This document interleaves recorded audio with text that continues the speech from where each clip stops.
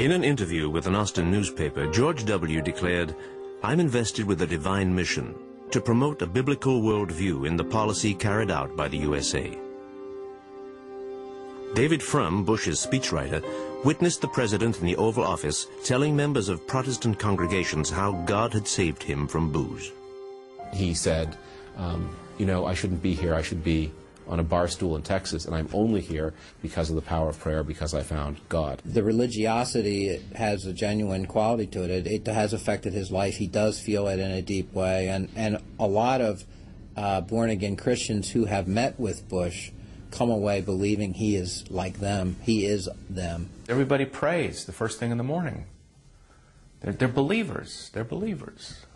And they pray in the White House. Bush declared during his campaign that heaven is open only to those who accept Jesus Christ. John Ashcroft, his Attorney General, proclaimed, "We have no king but Jesus."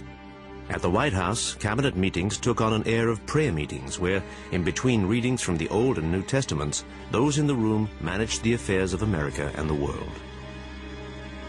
When I entered the West Wing, the very first thing that I heard said was, "You were missed at Bible study," because they would have, the evangelicals had a weekly Bible study, they had Christian fellowship, and the religion was very important to that staff and very important to that presidency. I think Bush overdoes the religious aspect. It makes me uneasy, and I think it makes many Americans uneasy. It is not true that George Bush goes down on his knees and asks God, "What should I do?"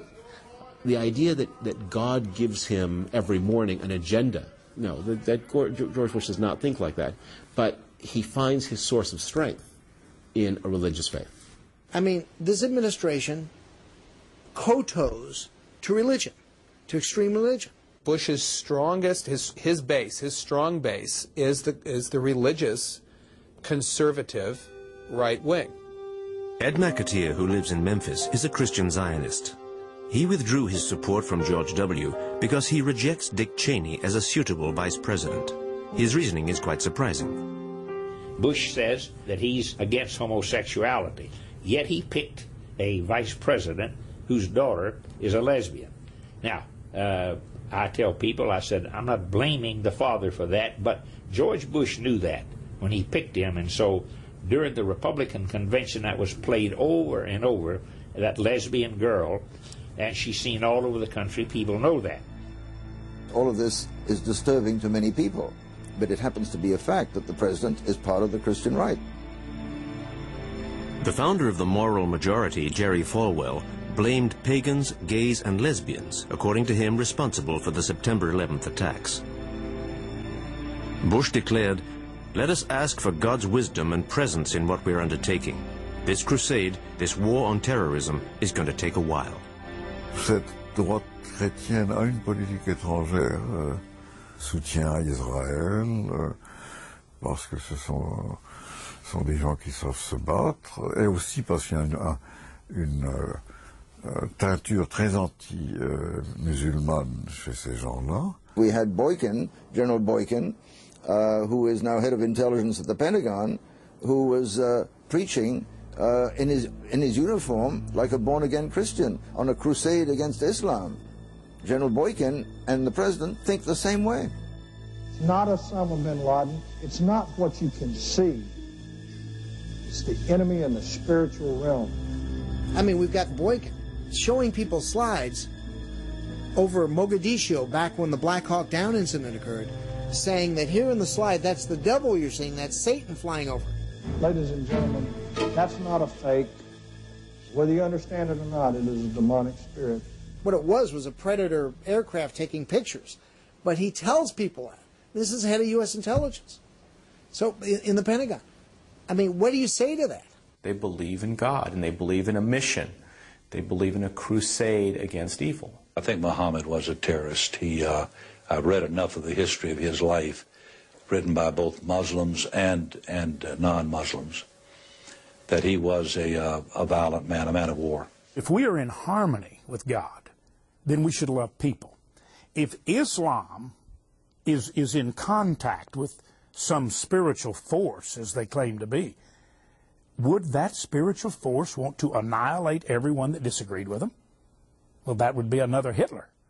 a white supremacist. I mean, this is terrible thought. I don't hate the Arab people. I got Arab friends. I love them.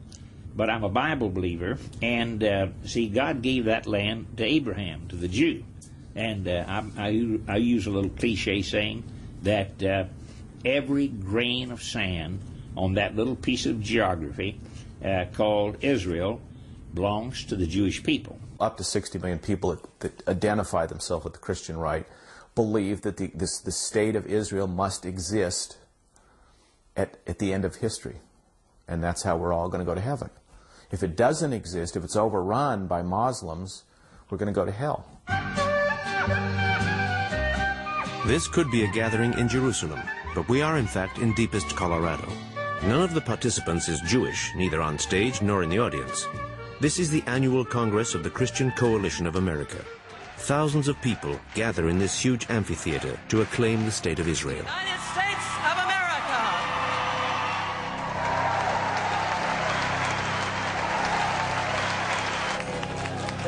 They come to Jerusalem to demonstrate their support for Israel, simply because they believe it's a step towards the ultimate victory of Christianity, since the Jews are considered spiritually blind for their rejection of Jesus.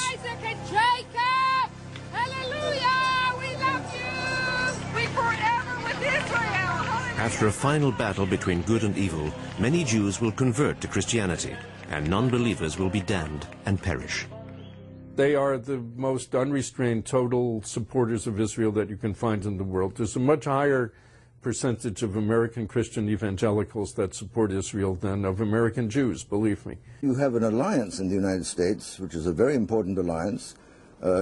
It's not on paper, it's a de facto alliance between the Christian right and the Israeli lobby. There's a direct alliance there, and it's a rather unusual alliance. It's the first time I've seen it in my lifetime. Ariel Sharon's appearances before the Christian Zionists provoke rapturous ovations of the kind generally given to rock stars. For them, Sharon has been chosen by God to accomplish the prophecies relating to the end of time. With God's help and your solidarity, we will win. We will win. Prime Minister Sharon has been received 9 times by President Bush for private meetings, which is more than any other leader in the world. Welcome, Mr. Prime Minister.